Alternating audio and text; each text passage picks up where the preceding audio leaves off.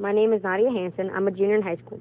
I was 14 when I got an interest for working on cars, and my dad introduced me to the auto field. My favorite thing about the field is learning about how vehicles operate mechanically, and it's hands-on. I have also attended the NHRA race, which is the National Hot Rod Association. What is really interesting about the race is the speed in which the cars are traveling. The best time I had working on my car was when I did a differential fluid change, and I learned a lot of new things when doing this job. I drive a 2002 Jeep Grand Cherokee 4.7-liter V8. Some repairs that I have done was changing the blower motor resistor and blower motor. I also did a spark plug and coil pack change and a differential fluid change. If I one day do pursue a career in the automotive industry, it would be to own my own off-road customization shop. A good place to start when first getting an auto is to buy a basic toolbox. This will have ratchets, sockets, and combination wrenches of various sizes, such as ASC and metric.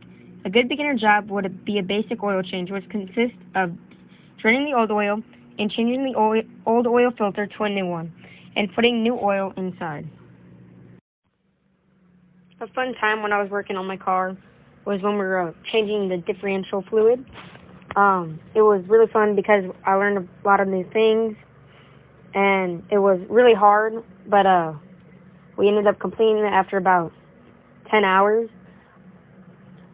The hardest part was that in the rear differential, there was the sway bar on my car was blocking the bolts, so we had to remove the sway bar in order to get to the bolt on the rear differential.